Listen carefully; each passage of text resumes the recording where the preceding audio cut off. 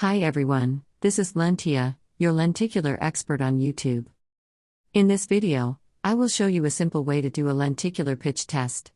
The video will be brief, so please watch the video from beginning to end.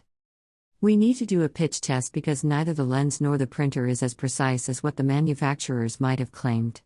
For example, a 20 LPI lens may be 20.1 or 20.05 LPI, and a 720 dpi printer may be 720.1 dpi.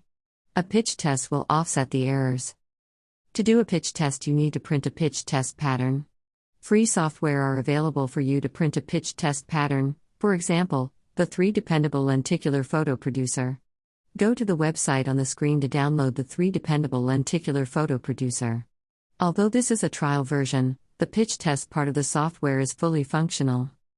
We will show you the step to do a pitch test for a 20 LPI lens using an Epson desktop printer. Start the 3 Dependable software from the desktop.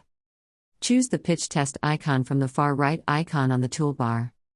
Since we are using a 20 LPI lens, so put 20 in the central bar field, and put 0.1 LPI for the delta, 10 mm for the bar height, and 2 mm for the spacing.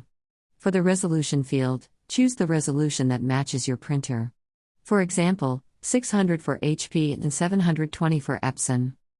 For the print size, choose letter if you are in the US or A4 if you are outside of the US. Click the Output button. Save the pitch test pattern file on your computer. Print the pitch test pattern using Photoshop or other programs of your choice. Remember to choose the correct resolution when you print. For example, on Epson printers, choose the best photo and the paper type that matches the paper you are going to use. Once the pattern is printed, cover it with the lenticular sheet with the grooves of the lens facing up. Align the sheet so that the lines on the left are straight without jagging. Choose the number next to the bar that is totally black or totally white. In our case, the number is 20.1. We are going to use this number to do another run of the test as the central bar figure.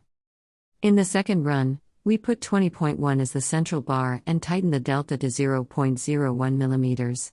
Save and print it. Follow the same procedure as the first run to find the best fit number.